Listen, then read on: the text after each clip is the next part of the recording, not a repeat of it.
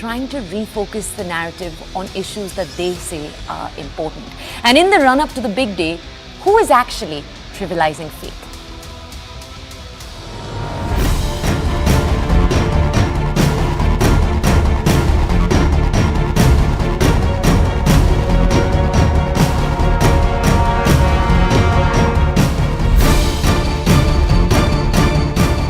I'm worried about it because I see too much importance given to religion. I see that democracy is being undermined. National agenda should focus on education, employment, growth, economy. उसकी तो बात होती नहीं है. बात होती है Hindu temple की, बात होती है राम भगवान की. बाबरी मस्जिद को शहीद कर दिया गया और उस दिन को मुसलमान ब्लैक डे के नाम से माना. राम मंदिर ये राजनीति करने का विषय नहीं है.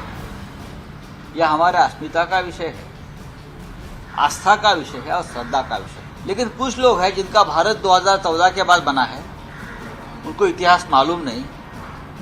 अयोध्या का लड़ाई जो है वो 2014 से पहले हुई. भाजपा राम को वो बूथ एजेंट के तरह ट्रीट करता है. वोट में राम जी को उनका बूथ एजेंट की तरह ट्रीट करता है, पॉलिटिकल मार्केटिंग करता है. हमारा विरोध उससे है. Sam Patoda is a very good example of how far removed Congress and Rahul's Congress in particular is from the psyche of India, from the soul of India, from what Indians and every Bharatwasi wants. आज अगर वहाँ राम मंदिर बन रहा है, वो तो देश की नींव है जी, देश की आस्था है, एक रेजिलिएंट भारत है कि हर मुश्किल के बावजूद लोगों ने अपना विश्वास समाप्त नहीं किया. ये तो वही लोग हैं जो राम को काल्पनिक मानते हैं. इनसे आप क्या उम्मीद करते हैं? इनके लिए तो राम काल्पनिक है, हमारे लिए राम हमारे आदर्श है.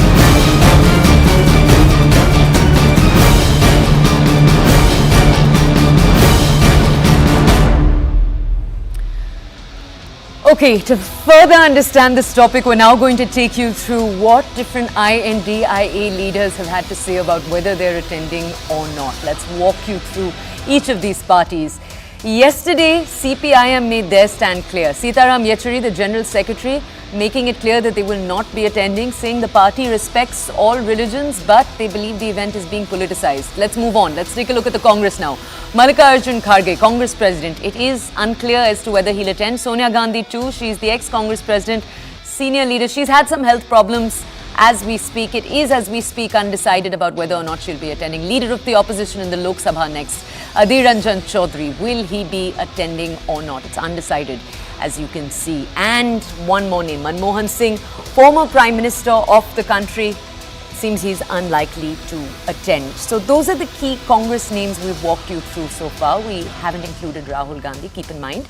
Let's take you now to the TMC. You can see on your screens. TMC, key alliance member in the INDIA, Mamta Banerjee, making it clear in a statement yesterday that they are unlikely to attend. And now let's take you lastly to Uddhav Thackeray. Uddhav Thackeray is leading the Shiv Sena UBT faction, and remember, he's not been invited. That's caused its own controversy in Maharashtra. His cousin Raj Thackeray has been invited. He hasn't. That is playing out as we speak. And Arvind Kejriwal. So back to Delhi. Aam Aadmi Party national convener. Remember, the Aam Aadmi Party has made quite a few statements welcoming the Ram Mandir too in the recent past. It's undecided as to whether or not the Aam Aadmi Party will be attending. Now, we walked you through key Congress names right now. Rahul Gandhi's key aide Sam Patoda made the remarks we're going to be focusing on. These are the remarks that came in today morning. He made these comments in an interview. And we're going to walk you through what these comments are because they're going to be our focus in this debate. Okay, the first comment he made. He said, I see that democracy is being undermined. The BJP's responded to that by saying Hindu faith doesn't matter to the Congress. Patoda further said, there are signals that India is on the wrong path. The BJP's responded to that by saying, for the opposition, Ram is imaginary. They try to halt the construction of the Ram Mandir. Now, Sam Patoda has said, it bothers me that the entire nation is hung up on the Ram temple. This is the comment we highlighted for you earlier. The BJP's responded to that by saying, that this represents the thinking of Rahul Gandhi as well. Remember, Sam Pitroda is a key aide of Rahul Gandhi, but he represents the Overseas Congress. He's the head of the Overseas Congress. Let's get into our big debate today. In the Ram Mandir showdown, who is trivializing faith? Let's take a look. Hello, Moto.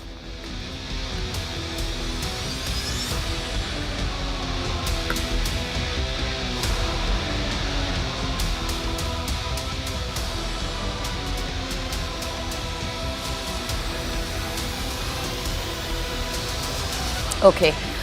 We have guests with us tonight. We're going to introduce you to them first. Then we'll take them to our discussion. Rakhi Rathore, a spokesperson for the BJP. R. Rajagopalan, a senior journalist. And Rashid Kidwai, another senior journalist. Good evening, ladies and gentlemen. I'd like to thank you for joining us here on CNN News 18. Let me just tell you very quickly that I'll come to each of you for 2 minutes first to get your initial reaction so that our audiences also can get a feel on where your ideas stand. Then we'll come to you with further questions and we'll really enter into the debate. Let me go over first to Rakhi Rathore. She's the spokesperson for the BJP who's with us tonight. Ms. Rathore, Sam Pitroda's comments came this morning, and just a little while after that, you had Shashi Tharoor make comments on Twitter that were very, very similar. I'm pointing that out for our audiences too, because Shashi Tharoor is a Congress MP. So his voice in particular can be taken perhaps to be representative of the party. Now, I do want to ask you, Ms. Rathore, what was the BJP's response when these two comments were coming in? Look, Toya, what else you can expect from a member of a party who never believed the existence of Ram Bhagwan, who believed that Ram Bhagwan is hypothetical. So this is a very normal behavior, normal statement which was given by these two senior leaders. In future also, you will find these kind of statements because since the formation of India Alliance, I think it's a common minimum program that they want. They are using derogatory language for Sanatan Dharam. They want to insult. So they want to divide the whole country on the name of North, South, on the basis of language, on the basis of caste. So this is the policy they are following. It's a divide and politics policy which they are following. That is not going to work right now. But now, as far as Sam Pitroda, apart from this Ram Mandir, he has raised many other questions as well regarding growth rate, regarding inflation level. So I want to tell him, because he stays away from the country. Most of the time he is in America. So he has no idea that how country has changed within 9.5 years. So as far as growth rate is concerned, we have a highest growth rate all over, the world. In fact, among all the developed countries, the maximum growth rate of 6.7% is of India. In fact, as far as inflation level is considered, the lowest inflation level is in around 5% inflation level in India. So I think these two parameters easily shows from fragile 5 in 2014, we have moved to the fastest growing 5 economy in 2023. So these indicators, he's not aware of these things. He would be very happy if Mandir would have been named on Indira Temple or Rajiv Temple or like this, because they always they follow the policy of dynasty politics, and that is why they are not happy with this. They have a frustration because why Mandir is being made. These are the only statements we want to make. Okay, Ms. Rathore, let me come back to you with a counter question, and I'll ask you to keep your answers succinct, ma'am, because then we'll go to our other panelists too. Ma'am, I just want to ask you, let me just tell our audiences, we're going to be taking an economic deep dive tonight. It's impossible not to, because that is the topic that is hidden behind the Ram Mandir agenda that we have for tonight. I do want to also touch and take a deep dive into the economy here. Ma'am, I do want to ask you, and I'm going to quote a leading daily here. They've said 2023 has been a remarkable year for the Indian economy from the point of view of macroeconomic stability. So if you look essentially at the large indicators, yes, you can say that they've been moving in a positive direction. But they've said, and I'm quoting them here, even a gentle probe shows a far more complex picture. And they've pointed specifically, because you pointed to this too, retail inflation rates, ma'am. For any Indian citizen watching us tonight, tomato prices June, July for the average citizen, I can point to various such incidents in the last few years. So yes, this economic daily also agreeing that yes, if you look at the large indicators, positive growth, but when it comes to the common man and how they've been affected, it doesn't seem like such a positive picture. Ma'am, how would you respond? There are many factors. In fact, in last 5 years, we have seen a problem like Corona and wars situation. When you compare, and you have to look at this prospect in a global manner, because you have to compare our Indian economy with the other economy of other countries' economy, you'll see that around 30 to 40% inflation level in Germany and US. You'll find that prices has raised like anything. But under this the leadership of Pradhan Mantri ji, we were able to control this inflation level in 2011 and 12. You have seen double-digit inflation level in India itself without any problem. But despite having these kind of crises, we were able to make our economy grow. And I think IMF has also said that it is the brightest spot, in fact, as far as world's economy is considered. So I think these are positive indicators and we are going on the right path. Okay, we'll be coming back to you, ma'am, with more questions on that aspect. Let's go over to the two other people we have with us tonight. I want to go over to Rashid Kidwai. He's a senior journalist who's with us right now. Mr. Kidwai, I want to ask you, obviously, first we'll start off just with what your reaction to what Sam Pitroda said was, what your reaction to what Shashi Tharoor said was, and is this going to be the Congress stance going forward, do you think? And does that indicate they won't be attending the Ram Mandir inauguration? I think, Toya, these two people, very individual, two different individuals, I think they're fishing in troubled waters. This is not a structured response of either the Congress party or the India Alliance. Collectively, they would take a position, but obviously the timing is very important. I think the Congress and the India Alliance has this ostrich-like approach. They think that by making this kind of, a clever statement, they can get away. This is a very, emotional issue and a sort of emotive issue. I understand the Congress problem because the Congress is not very comfortable with this, kind of interjection of faith and politics. From the day one, from the days of Mahatma Gandhi and Jawaharlal Nehru, the party has had, two views. One is that, integration of, religion, faith in politics, and what Nehru had proposed, that, negation of religion in politics. So both these streams have continued. Indira Gandhi, Rajiv Gandhi, my friend, Mr. Rajagopal would vouch for it, and P.V. Narasimha Rao. A lot of Congress leaders and Prime Minister integrated religion into politics to their advantage. So they can't just turn around and say that it doesn't gel. So I'm saying it's a nuanced position that they have to take. Obviously, a kind of inauguration of Ram Temple is a difficult moment for opposition because they don't want to play a second fiddle to the BJP and they cannot be one up. So this is politically speaking when 2024 is there. But allow me to say this. I think there will be a better and a structured response would come in the days to come. It should have come on the day one. But, there is a lot of chaos in the opposition ranks. Okay. All right. And so I do want to ask you, I want to double click here on the economic aspect that you have Sam Pitroda, and then later, honestly, even Shashi Tharoor in his remark points to in a very big way. Shashi Tharoor in his remark has talked about unemployment. He's also talked about inflation once again. And again, we can look at the numbers here, and all those numbers are actually decreasing. So to the favor of the BJP, this is pro the BJP, what I'm saying, the unemployment rate has decreased. As we speak, it's at 6.6%. The youth unemployment is higher. It's at 17.3%. That's not good at all, but even that has decreased since last year where it was at 18%. And your women labor participation right now as we speak is at a 6-year high. It's at 24%. So all of these indices, how do you read them right now? When statements like this are made, the BJP isn't looking at employment, the BJP isn't looking at price rise, all these other issues. Do you think there's something there? See, politically, of course, it's a story of glass being half full or half empty. The BJP would go on claiming that, as you are saying, statistically, the things are very good. And the opposition would always say things are not that good. I mean, one can always give, I recently read that, 95%, it's a staggering figure, 95% of Indian population does not earn 50,000 rupees or more a month. I mean, in metros and all, this would look like a very kind of, modest figure. But that's how it is. I think both. But again, the opposition needs to understand that we have seen in this recent, state elections in 3 states, unemployment, price rise is not a potent issue. It's not an issue that can beat, existing government, incumbent government, in case of Shivraj Singh Chauhan government in Madhya Pradesh. So they must understand, they must get very, realistic. The problem is that Rahul Gandhi has, he's taken in by all this, economists who are advising him. This second round of Bharat Jodo Yatra, that Bharat Nyaya Yatra, is focusing on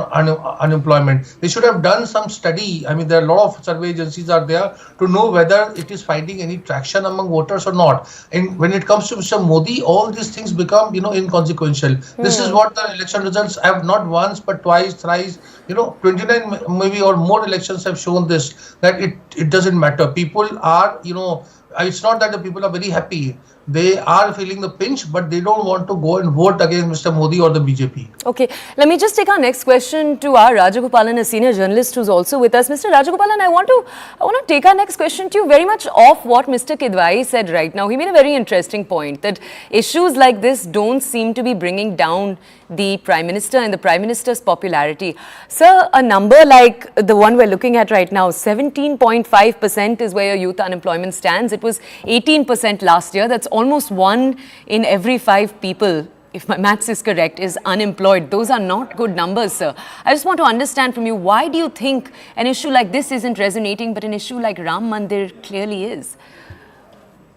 The reason, Toya, Uttar Pradesh re-elected Mr. Yogi Adityanath. As my dear friend Rashid, for 30 years I have known him, not yesterday, today, he also said about Madhya Pradesh, Chhattisgarh, Rajasthan.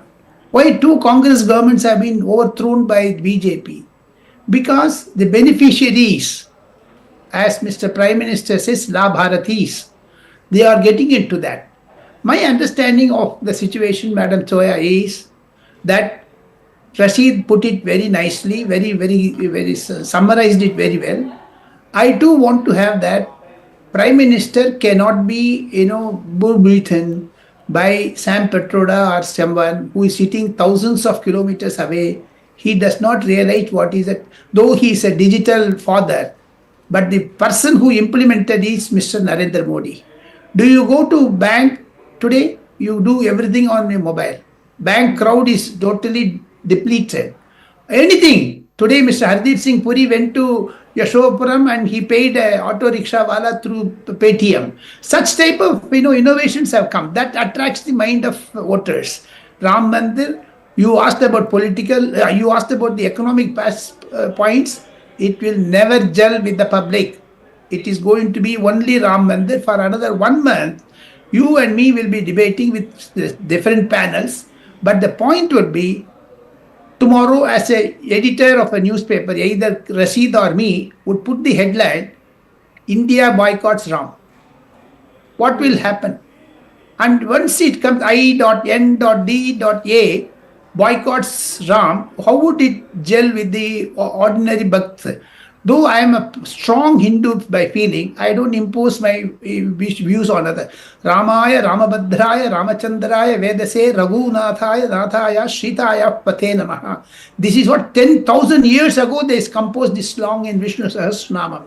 So this is a hard-earned, profitable sloka for BJP. And during UPA regime, Toya ma'am, the same Dr. Manmohan Singh government under T.R. Balu filed an affidavit in Supreme Court that Ram is a myth. So if you compare these things, don't bring economy or this thing. It is purely political, nothing but political, as Rashid put it. Okay, let me ask Rakhi Rathore then. Mr. Rathore, today the Nyaya Yatra was announced, and if you just take a look at the dates, though it starts before the inauguration, if you just track the dates, it seems like Rahul Gandhi is going to be in the northeast only when the inauguration takes place. Of course, in the Bharat Jodo Yatra, we did see him flying back and forth, but he will possibly be in the northeast. Ma'am, I want to ask you, we already know that that is what the Congress's focus is going to be. We saw the Bharat Jodo Yatra play out. We know that this is again going to be their focus, and this time they claim that the common man once again is going to be the focus. So they're starting from the northeast. We saw their politics in the northeast, what the Congress has had to say again and again, that the BJP government did not pay enough attention to the situation that was playing out in the northeast. Ma'am, I just want to ask you, do you see this as the Congress trying to reframe narrative, almost take away attention at such a crucial time for the BJP? Look, Toya, before commenting upon Nyaya Yatra, I want to, put a stress upon what was the result of Bharat Jodo Yatra. After that Yatra, Congress party contested 11 elections, in fact, 11 assembly election, and got a defeat in 8 elections. So what was the result? It's a basically relaunching of Rahul Gandhi again. So it is very much clear with Bharat Jodo Yatra, people, they don't have they didn't accepted the policy of Rahul Gandhi, whether it was in MP or in Rajasthan or in Chhattisgarh, because the Bharat Jodo Yatra stayed for the maximum time in MP. In Rajasthan, we have seen that the stoppage was there, but no effect was there. And I'm very much sure that Nyaya Yatra will have the same fate that Bharat Jodo Yatra had. So it's their point of view, their call whether they want to be a part of Ram Mandir program or not. It's up to them. But after the statement of Sam Pitroda, it is very much clear that these are the statements of Rahul Gandhi and Sonia Gandhi, because he is the main advisor of Congress party from last many years. So it is not to be done. It's a moment of proud for us. In fact, I feel proud that I would witness one of the memorable event of the century. So it is very much a moment of joy and celebration for each and every Indian, not even in India and outside India also. So we should celebrate. It's not about Rajniti, it's about Ramniti. In fact, everyone wants to be, and it's not like that the BJP had these kind of agendas in their manifesto since 1991, but it is related to each and every person. So we are reaching each and every house to invite them for this program. So even Congress party can do so, but they don't have faith in Ram Bhagwan, and that is why they will not do. And again, I'll repeat that these kind of statements you'll see in future as well, because they have this kind of program. They want to hurt the emotions of Hindu people, and I think this trick is not going to work. The more they will speak about this, the more strengthen we have the faith about Okay, Ram Bhagwan. ma'am, I do want to ask you, because in the tweet that Shashi Tharoor put out today, he said that the media is playing to the BJP's playbook by not focusing enough on questions like economy. That was what he said. So I want to ask you then, ma'am, let's focus for a second on retail inflation prices, for example, in June and July, things that are affecting the common person. Do you at all feel that the Congress does have ammunition, does have a point when it says that, look, in January, in December already, we are not asking these key questions about the economy. Our coverage is entirely focused on the Ram Mandir everywhere, and you're not focusing on the issues that matter? Actually, I have already told him, in fact, you didn't ask me the question, but I replied on the growth rate of our country. So it is very much obvious. And as a media person, you are very well aware of what is happening in all over around, in fact, what is happening in other countries as well. So it's a genuine question. But Ram Mandir, we have waited for this day for around 500 years. It's a very important event for us, and we are happy that we would be a part of this event. So I think it's very much obvious, because 80% of our population, they have sentiments towards Ram Mandir. So it's a very big issue for us. In fact, we have seen in last 30-40 years, in fact, before 2014, none of the parties, they never raised the issue of Ram Mandir or Ram Bhagwan. Only BJP was there who raised this issue. And we lost our government in 4 states at that moment. In Gujarat, in MP, in Rajasthan, in UP, we lost our government as well. So this is not the point. In fact, I think other issues should be considered, should be addressed, should be acknowledged as well. But I think the position is under control, as you stated. According to many, data and many indices, they show that we are on the positive path. And in fact, they're showing that macroeconomically. So if you just look at the picture from the top, they're saying that there's a positive picture. But all the numbers are saying that if you dig a little deeper, the picture is not so positive. That's why I brought up, for example, the issue of price rise and how it's affecting the common person's pocket. Because if you look at how much the economy is growing, compare that to other countries as you were doing, yes, there's no doubt that India has launched itself into a very, very favorable category. But if you look at the numbers closely, if you take what's happening to, for example, the average common person's income, those numbers aren't in a good place, ma'am. And that's what I was pointing out. For middle class people, in fact, the average income from 4.5 lakh is increased to 13 lakh. In fact, 13.5 crore people, they have crossed the level of Garibi Rekha, in fact. So, we are doing our level best, in fact, and that is why Pradhan Mantri ji always say that we have to cater only 4 sections like Garib, Kisan, Yuva and Mahila. These are the 3-4 sections. We don't want to, serve anything on the basis of caste, on the basis of religion. So that is very much important, and this is.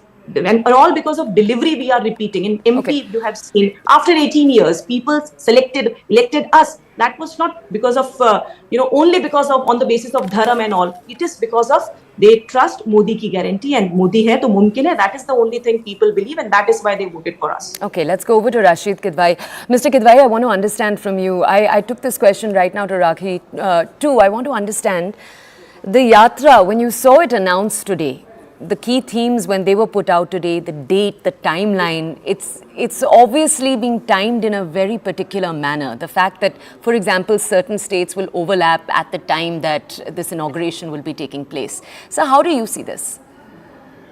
So let's get this straight. Yatra is political.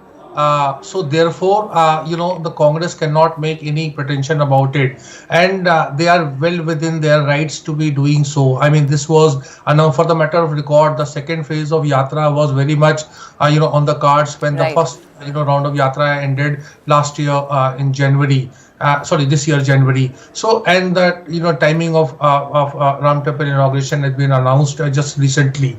The Congress, what it can do is to send a representative, because so many people have been invited. If suppose, I am nobody to advise them, but if suppose Priyanka Gandhi goes, if suppose Mallikarjun Kharge goes, remember the Congress Working Committee, when the Ayodhya judgment came, it had welcomed it. It tried to take a credit. The Congress position has always been, it has never opposed. My friend, Rakhi would contest it. But as somebody who studied, Congress in an academic sense, the consistent Congress resolutions have been this, that, they'll abide by the court judgment. If there is a, it was a mutual settlement between the two communities, then it would, they would honor that. The Congress is a party which had a resolution, and Mr. Rajagopalan would remember, and in January 2001, it said, Hinduism is the sole guarantor of secularism in India. Now, if I don't tell you this is a Congress statement, you would think it's come from BJP. So that has been the thing. Rajiv Gandhi started his 1989 election campaign from Ayodhya, saying that, if voted to power, he will introduce Ram Rajya in the country. So all these things have been there, but the left position is very different. The problem is that when India Alliance, when you have 28 political parties like, DMK and the left and Samajwadi Party, you cannot have a, nuanced position, because there will be people like... Mr. Kidwai, can I just ask you 1 second? I'm not interrupting you. I just want to get more perspective here, in fact, from you. See, yesterday when the CPIM made their comments about the fact that they would not be attending, then that made sense to say that, look, there are so many voices. But today's comments, Sam Pitroda and Shashi Tharoor in particular, that's a Congress MP. So I just want to understand from you, sir, do you think that these were loose cannons, maybe speaking in an unplanned manner? Do you think that's what happened? Or do you think there's a formal directive to take this position? How are you seeing this? What is your analysis telling you?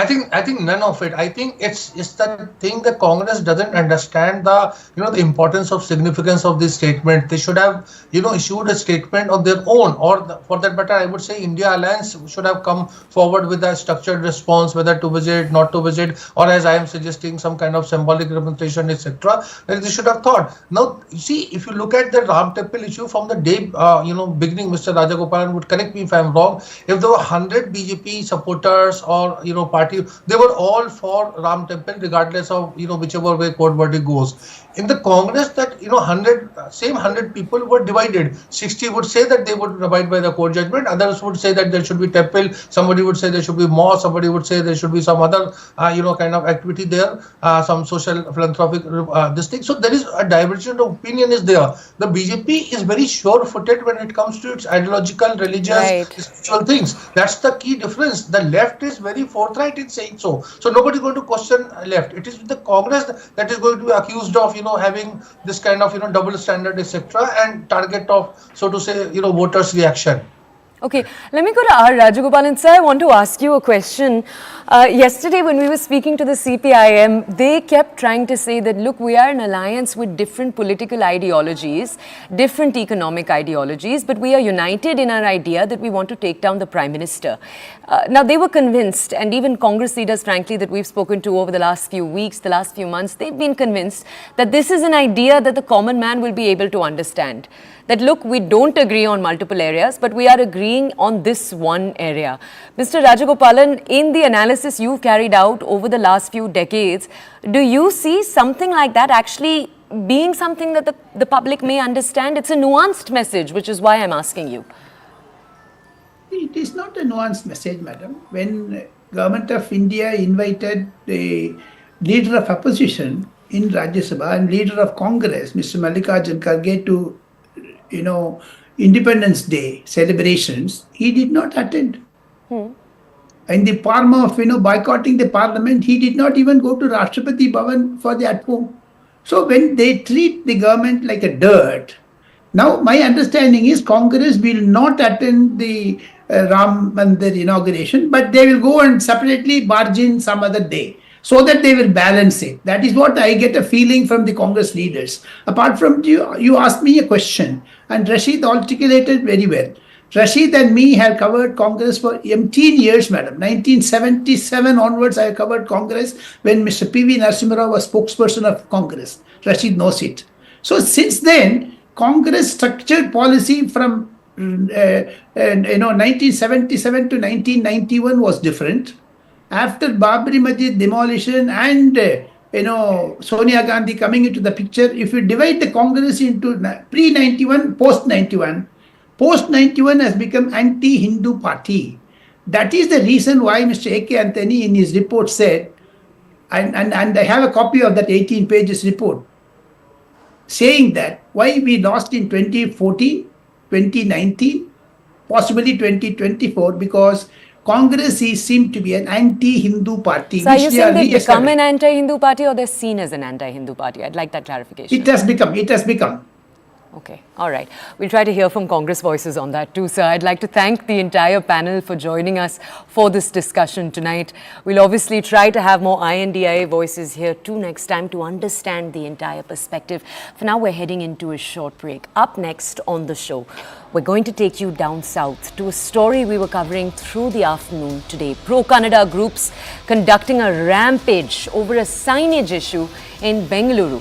Is populism trumping civil order? Thousands of people walking around Bengaluru, breaking into shops, more than 50 shops, and their exteriors destroyed. We're going to take a look at this. This is the debate, the discussion, after a very quick break.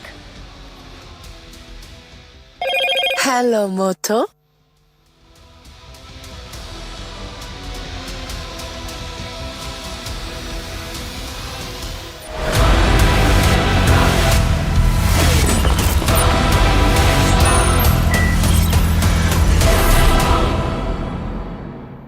Co-powered by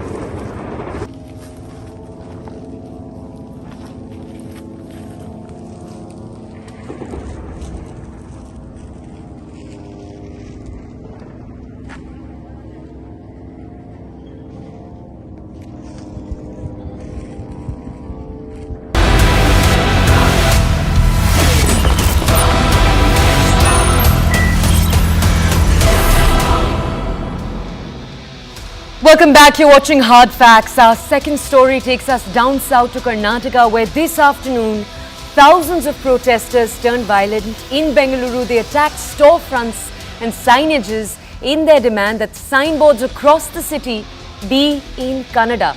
Now, the Karnataka Rakshana Vedike, the KRV, we'll be referring to them as the KRV through this debate. They held a demonstration. Protesters walked for 4 hours, breaking glass and shouting their demands. Now, as we speak, cops have taken some action. Police have asked complainants to come forward, and several protesters, including the KRV president, have been detained. Today on Hard Facts, though, what we're looking to understand, why wasn't much more done much sooner? This lasted for 4 hours.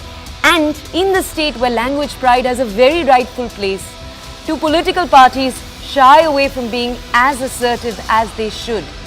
Is populism being favoured over a sense of civil order?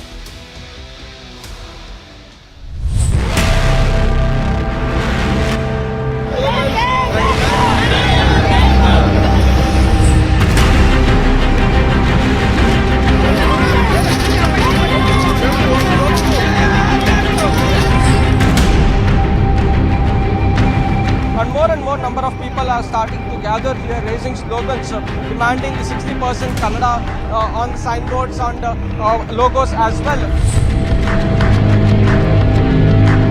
You can see in the visuals, this particular commercial establishment has been completely vandalized by the members of pro-Kannada organizations.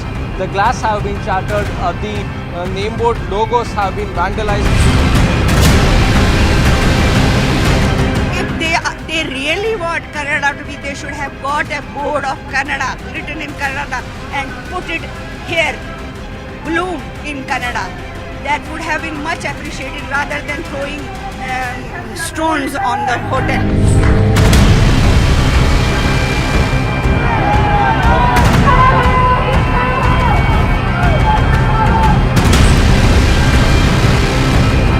Narendra Kannada ನಾಮಫಲಕಗಳಾಗಬೇಕು ಅಂತ ಕನಸಿದೆ. ಯಾರೇ ಕಾನೂನು ಇರುವ ಕೆಲಸ ಮಾಡಿದ್ರೆ ಕಾನೂನು ಕೈ ತಗೊಂಡು ಅವರು ಕ್ರಮ ತಗೊಳ್ಳಿ.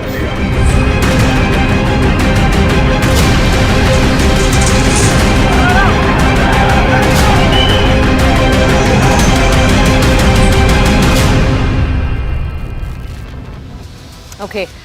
The agitation as we speak, the one that you saw on your screens right now, that is in connection to a 2018 BBMP order. We're going to take you through the order, then we're going to bring you more key details that it's important to understand the sequence of events.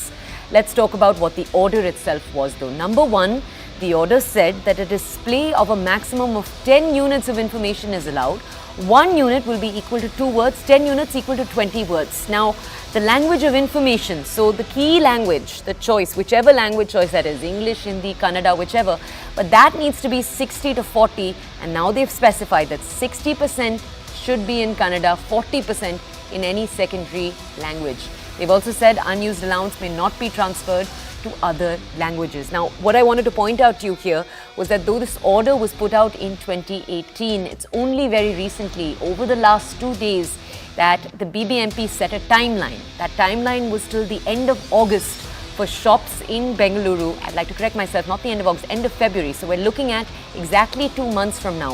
They gave 2 months of time to shops across the city in Bengaluru to make these changes. Despite that, we saw these protests break out today.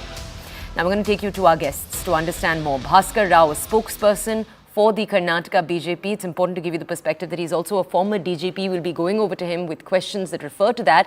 We also have Shatabish Shivana, a spokesperson for the Karnataka Congress, and Sandeep Aniruddhan, a convener of the Citizens Agenda for Bengaluru. All of them have joined us this evening.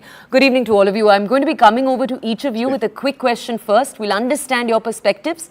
Then we'll come to you for deeper perspective. But I do want to tell you, first answers, sirs, please keep succinct. I want to go over first to Sandeep Aniruddhan, who's with us. He's, once again, let me remind you, a convener for the Citizens Agenda for Bengaluru. Aniruddhan, we played these visuals out. You can see these visuals on your screens right now to our audiences. These are harrowing visuals. We spoke to the reporters on the ground. They told us these were 4 hours long. 6 to 8 kilometers worth of shops were damaged. At least 50 shops were damaged. We've heard right now from harrowed citizens saying, why did this need to be so violent? Aniruddhan, can you tell us more about what the citizens of Bengaluru experienced today? No, actually, we are aware that such actions have been going on for not just the last couple of days. The last few months, we've heard of such actions happening throughout Bengaluru because shops have blatantly been violating the norm of 60-40, which is dating back to 2018. It's the law. So, in fact, I blame the government for this because why does the government not implement the law? I mean, Bengaluru, it's literally impossible to implement any law. So, there is a lot of local demand for Kannada to be in use, Kannada to be displayed predominantly, to have pride of place for Kannada. It is a legitimate demand because every area requires their pride of their own language.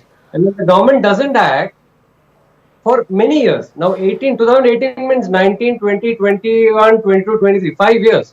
So because of this inaction, public are getting restless and they are taking law into their hands, which is not good. But what is the government doing? Why is there such lawlessness? And it's not only about this. Literally any law you name, in Bengaluru it is violated. Take building bylaws, literally everybody violates. Take layout laws, literally everybody violates. You take any other law, traffic laws even, nobody follows any law. So this is a land of lawlessness now. So predominantly because the government doesn't implement laws. This is actually the blame should go squarely on the government, the present government and the previous government, that they have laws only for display. They never implement laws. And this leads to public resentment, public anger, and then sometimes it boils over. Unfortunately, the blame is the government in this case. Okay, just stay with us. Let's go over because we do have 2 government representatives with us tonight. Let me just remind our audiences, the BJP was in power till July. The Congress has come into power since June, July. So they've been in power now for 6 months. Therefore, we're now going to go over to both of the political representatives we have with us. We'll go over first to Bhaskar Rao.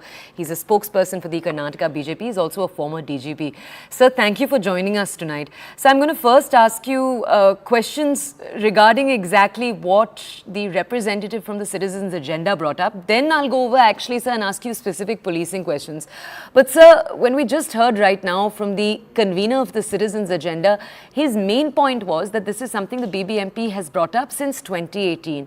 And sir, I do have to point out to our audiences too, it's almost every fortnight over the last few years that we've reported separate incidents coming in from BBMP related issues. So you'll either have mismanaged potholes, you'll have wires that have killed people that have been on the way in the roads. There's clearly a big issue when it comes to the BBMP, and this was almost an issue that we got hoarse talking about here on the channel. Sir, I want to ask you, why was more not done in the intervening years? So 2018 to 2023. Why was more not done?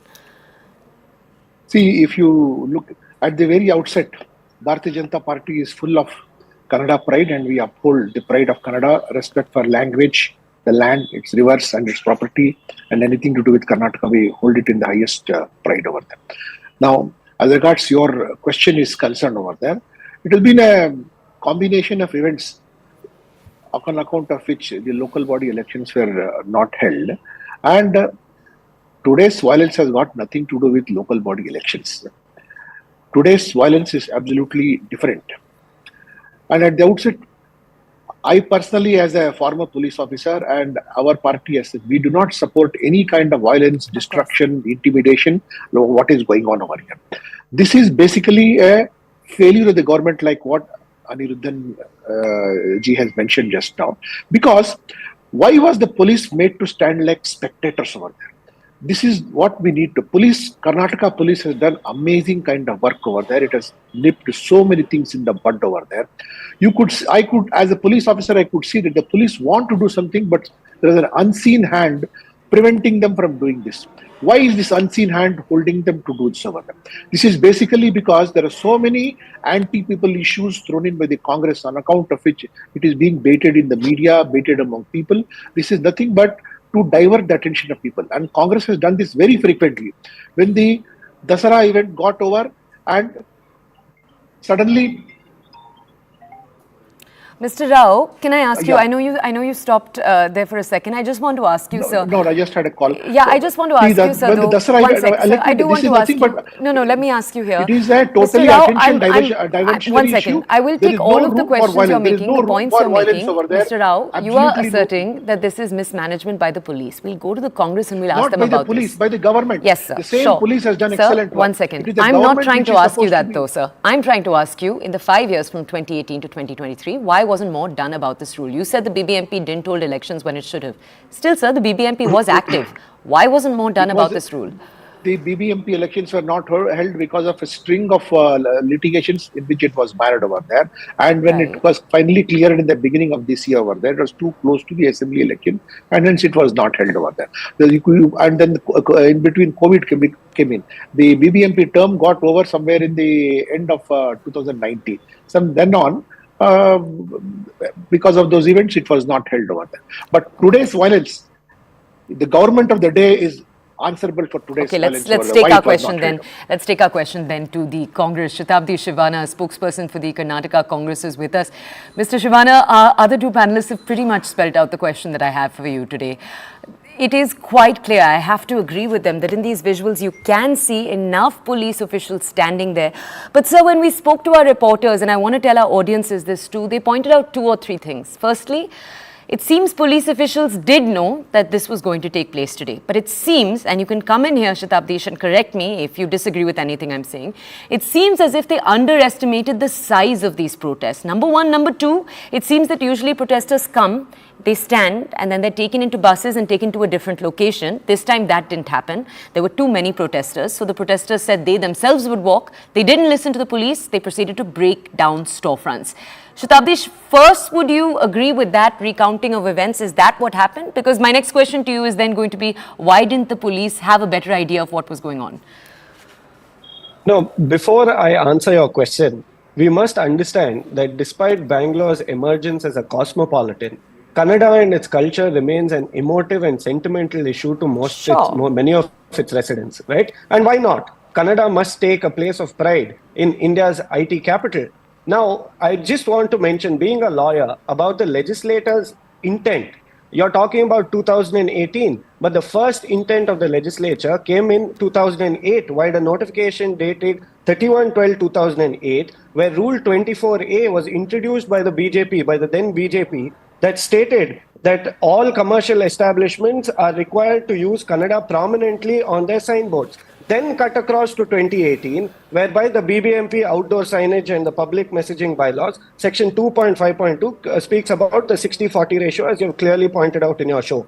Then these notifications came to be challenged in the High Court of Karnataka, and the Honorable High Court of Karnataka stated that the state government is well within its right to declare Kannada as its official language, and it's just and necessary to, put these name boards. Now, the point I'm trying to make is, despite the legislative intent cutting across all party lines from 2008, which was backed by judicial sanction, there has somewhere been a lack or inefficiency of implementation by the civic agencies. And I don't want to lower my dignity by indulging in the politics of blame, that this government didn't do that or our government didn't do this. And I must take this opportunity, in fact, to congratulate the state government of the day and the law enforcement agencies, especially Bangalore City Police and Bangalore Traffic Police, who have taken enough and more preventive and precautionary measures. The top leaderships of this pro-Kannada organizations were detained at 9:30 a.m. in the morning. And Nakabandi posts were set up across the city. Certain specific malls and locations were closed. And despite their Herculean efforts, sir, please don't laugh at your own agencies. Despite their Herculean efforts, certain miscreants. Go tell the people whose property was damaged about all the loss. I did not interrupt you. Despite the Herculean efforts of the law enforcement agencies, certain miscreants have created havoc. We acknowledge that, and immediate and affirmative action have been taken against them. FIRs have been registered. Now, we endorse the sentiments and the emotions of these pro-Kannada organizations. However, having said that, we strongly condemn their actions of vandalism and actions of destruction against public property or private property. But we must congratulate and say that the law enforcement agencies of the day have done a very good job. Okay, now, sir. Mr. One second, sir. Mr. Shivana, sir. No, one second. No, I'm almost talking over you right now because we have given you enough time to speak. We've understood your point.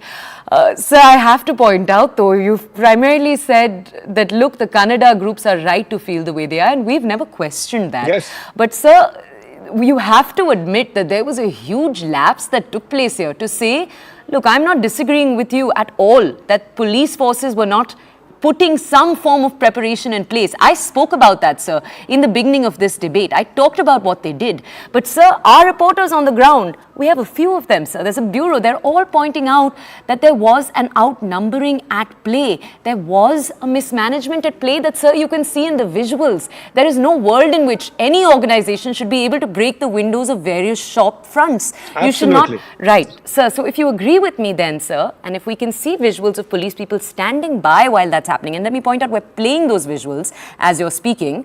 Sir, you must admit there then that there has been some mismanagement of some kind. No, I wouldn't say it is mismanagement of some kind. I think they have put in their best efforts. And we have been in talks with these pro-Kannada organizations right from a week ago. And they had assured that the police that it would be a peaceful So, sir, and okay. a peaceful So just march. tell me one thing. Who went wrong here? One second. Who went wrong here, sir? Stop violence. All right. Mr. Rao, I'll request you to wait. Mr. Rao, I'll request you to wait. Okay, this is just three people. This is just three people talking over each other. Mr. Rao, I'll request you to wait. Mr. Shivana, I want to understand from you. It's either the Kannada groups that went wrong here today, and this is one specific group we're talking about, or the police. It has to be one of them, right? Which one of the two was it? Where are you laying the blame, sir? No, see, the pro-Kannada groups are right in their sentiment. We must admit that, and we endorse it. This government is taking more than enough measures to ensure that the laws that we implemented in 2018 or in 2008 are going to be implemented efficiently and prominently like the previous BJP government did not do. Point number one. Okay. Number two, with respect to their organizations, the acts of destruction and vandalism is incorrect and it's condemnable. Okay. I feel there is a certain sect of a group of miscreants who have indulged in these acts. Now, Mr. Bhaskar Rao very clearly says that there are some unseen hands. I think it's the unseen hands of the BJP who are trying to divert attention from the allegations of corruption made by their own MLA. Made by their own MLA. Like what Shivaran Patil said, what Mr. Patil Mr. said about Yatra your own is an chief MLA minister. of the BJP whom just About your made own an chief allegation of minister. 40,000 crores against the previous BJP government. I think there are You certain are- unseen whole hands. thing was stage However, managed we by you to condemn. create this. However, And you call no, it a sir, brand Bangalore. I think you Your stage deputy managed it. CM says I it think is you brand stage Bangalore. managed it. Okay, I I actually- will answer your make an question. allegation that Okay, you I actually stage want to go managed over this. right now. One second. I want to go over right now. Let's hear from an important voice in all of this. Let's hear from a citizen. All right, the convener of the Citizens Agenda, S. Anirudhan. Please, sir, go ahead. So yeah, the point is very simple. The bylaws very clearly say that every signage needs approval from the BBMP, and when they do approve it, it should have Kannada in 60% and other language in 40%. So literally every business needs to take approval from BBMP before they put up a signage or hoarding or whatever. So what is broken here is that the BBMP seems to be rudderless. I mean, there is no government in Bangalore basically. Literally every bylaw of BBMP is broken by everyone.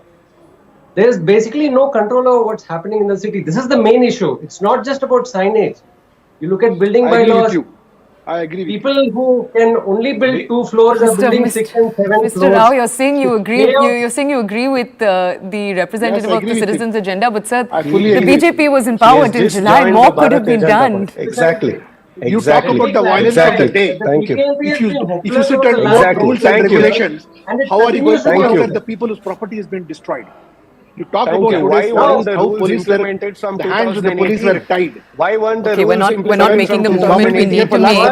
S. Shivana, let me just ask you very quickly because we are on our last minute. Sir, we've talked about the BBMP as I was pointing out earlier, almost every week in a row for the last few years. Something or the other is constantly happening. The BBMP is, of all the civic services across the country, the one that we bring up the most. What is the Congress's plan with them, sir? See, we are going to conduct the BBMP elections. We are going to administer responsibility. What are the amongst timelines, everyone. sir? And Give us some timelines. Because no, immediately I think after the Lok Sabha elections, the BBMP elections will be conducted. And just because Mr. Bhaskar Rao mentioned delimitation, I must mention that the exercise of election of BBMP was postponed due to the arbitrary exercise of delimitation and reservation made by the BJP. By the Congress. They must take blame. By the Congress. High Court has quashed it. The High Court has quashed your arbitrary exercise of delimitation. All right. And you have the I'm going to say thank you Congress. to the guests that we have on our panel tonight. We're going to take this forward. We're going to move on to actually a story, a slice of breaking news that is related to the first story we brought you. Let's take you to it.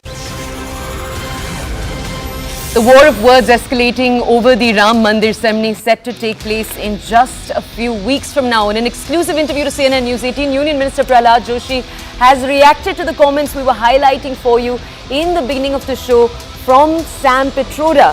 He said the Congress is in a political fix and they do not accept reality. Take a look at what he said. Congress के नेता ये कह रहे हैं, Sam Pitroda ने आज बयान दिया, उन्होंने कहा कि प्रधानमंत्री ना एम्प्लॉयमेंट के बारे में बोलते, ना किसी और इशू के बारे में बोलते, उनको वो सब बोलना चाहिए और प्रेस कॉन्फ्रेंस करनी चाहिए बगैर राम मंदिर के बारे में बीजेपी का। राम मंदिर के बारे में प्रधानमंत्री जी अभी तक कुछ नहीं बोला। राम मंदिर के बारे में प्रधानमंत्री जी को निमंत्रण मिला है, वो जाने का निर्णय किया है, तो उस टाइम तक भी उनको प्रॉब्लम नहीं था। प्रॉब्लम कब हुआ? जब सोनिया और इनको निमंत्रण मिला, जाना है न जाना, इसमें कन्फ्यूजन में वो पड़े। ये उनका प्रॉब्लम है। वो मैं इसका ज़्यादा मैं बात करना नहीं चाहता हूँ, लेकिन अनएम्प्लॉयमेंट ये सब बारे में बात करते हैं ना। आज का देश का आर्थिक स्थिति, इन्वेस्टमेंट, इंफ्रास्ट्रक्चर और भारत में जो एफडीआई हो रहा है और भारत का अंतर्राष्ट्रीय मंचों पर भारत का जो अभी लेवल है, ये सब देखते हुए नहीं लगता है क्या भारत में बदलाव हो रहा है? सैम पित्रोड़ा, आप कहीं भी रहते हो, राहुल गांधी को कभी कभी आप भी बीच में लिख के देते हो, आप थोड़ा पूरा सोच समझ के, ईपीएफओ में कितना रजिस्टर हुआ है, तो ये सब आप देख के बात करो। आपके टाइम पे क्या स्थिति था, आज के स्थिति में अगर ऐसा है तो लोग क्यों मोदी जी को पसंद करते थे? 5 राज्यों में 3 राज्य बीजेपी कैसे जीतते थे? तो ये तो कांग्रेस पार्टी का प्रॉब्लम है, रियलिटी स्वीकारना नहीं चाहते। Okay, the Congress doesn't want to accept reality. We'll look to understand what the Congress has to say about that. We'll get you both sides. For now, we are drawing our show to a close. Thank you for staying with us over the last few minutes. Next, my colleague Anand Narasimhan joins you at 8.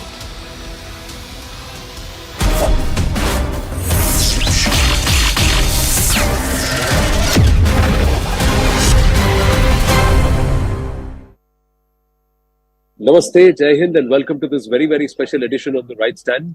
Ladies and gentlemen, I'm on the road in the quest to try and get you something really interesting. But this is a conversation that compelled us to stop whatever we are doing and sit down and have a conversation with perhaps some of the most important and illuminary minds that are in current day.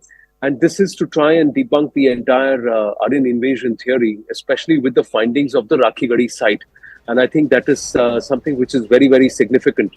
Joining us now is Vasant Chinderi, the former Vice-Chancellor of the Deccan Deemed University and a very, very renowned archaeologist who was in charge of the entire Rakhi Gadi site between 2010 and 2017, if my memory serves me right. Abhijit Zog, who's written a lot, an author himself, an ad man, but who's dived deep into history, and whose book's foreword, I think, has been written by Vasant Chinderi. And Dr. Anand Ranganathan, who's been talking about the civilizational ethos of Bharat from a scientist perspective and about the rising consciousness. But here today, what we will